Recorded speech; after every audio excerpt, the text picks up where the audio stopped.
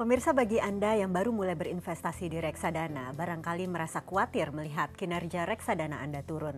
Apa strategi yang harus diambil saat kinerja reksadana Anda turun? Bersama saya Chandra Dewi, Anda menyaksikan Cerdas 5 Menit.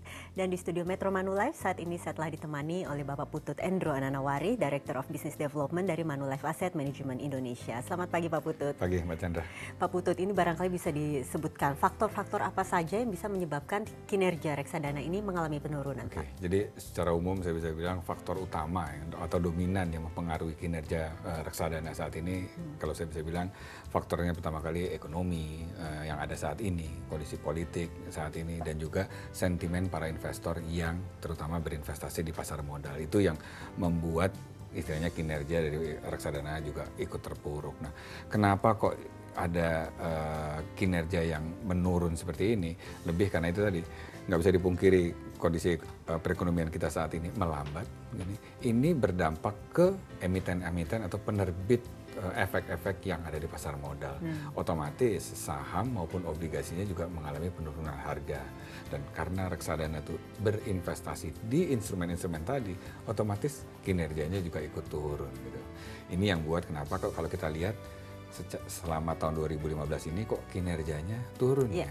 Iya betul, ekonomi sekarang lagi melambat, tapi kita mempunyai prospek pertumbuhan perekonomian yang baik ke depannya. Nah, ini yang sebagai investor harusnya, terutama investor pemula, itu disarankan untuk tidak panik dalam kondisi yang sedang melambat seperti ini. Justru harusnya dia mempunyai jangka waktu investasi yang lebih panjang. Oke, jika disarankan tidak panik, kalau begitu langkah apa lagi yang sebaiknya dilakukan oleh para investor pemula ini? Pertama kali kalau melihat seperti reksadananya mengalami penurunan, yang pertama harus dilihat dulu apakah itu spesifik di satu reksadana atau secara umum. Jadi kalau bisa dilihat sekarang itu secara umum seperti itu. Nah, kalau memang kondisinya seperti itu, langkah kedua yang bisa disarankan di sini adalah apa? Sebagai investor itu melakukan evaluasi lagi.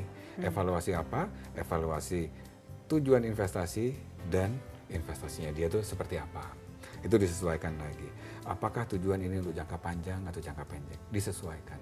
Tingkat risikonya disesuaikan. Nah, jika pada saat yang sama juga investor itu mempunyai kelebihan uang yang juga harus disisihkan, ini nggak ada salahnya dia juga melakukan istilahnya penambahan investasi tadi untuk supaya apa? Mendapatkan hasil yang lebih optimal di masa depan seperti itu. Tapi sebetulnya Pak, penurunan yang terjadi sejak awal tahun ini itu masih dalam tahap wajar tidak sih? Ya, saya nggak pernah tahu ke depannya seperti apa. Tapi apa yang sudah terjadi saat ini, apa yang terjadi di pasar itu sebenarnya refleksi dari sekian banyak investor terhadap kondisi ekonomi, politik, sentimen itu masuk ada di situ. Jadi kalau saya bilang ini adalah hal yang wajar gitu, turun seperti ini.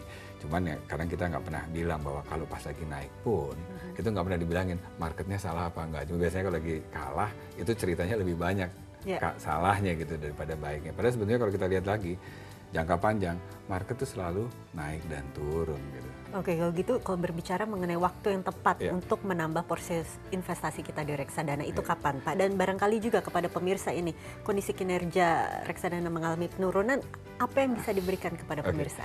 Jadi kondisinya kapan yang paling baik sebenarnya setiap saat, dalam arti investor sudah memiliki dana berlebih, satu, mempunyai tujuan investasi dan tingkat risiko yang dapat disesuaikan dengan instrumen yang akan dibeli. Ini yang adalah saat yang paling bagus untuk berinvestasi atau menambah investasinya terutama di reksadana. Gitu, itu yang pertama. Kedua, tipsnya adalah dalam kondisi seperti ini apa yang dilakukan? Pertama, jangan panik. Itu rule nomor satu gitu, jangan panik. Yang kedua, evaluasi lagi, kayak tadi saya bilang, evaluasi tujuan investasinya dia, tingkat risikonya, jangka waktu. Kalau ini sudah dilakukan dan masih ada ekses uang yang dapat disisihkan untuk berinvestasi, lakukan investasi. Jangan pernah dalam kondisi ekonomi yang lagi jelek ini justru investor berhenti berinvestasi. Ini justru tidak disarankan seperti itu. Malah dia harusnya berinvestasi terutama untuk investasi jangka panjang seperti itu. Jadi intinya adalah jangan panik di saat kinerja reksadana sedang turun saat ini ya Pak Putut ya. Terima kasih banyak atas kehadiran dan informasinya. Namun saya harus mengakhiri perbincangan kita kali ini pemirsa. Saya Chandra Dewi, Cerdas 5 Menit, Cerdas Finansial. Sampai jumpa. Dipersembahkan oleh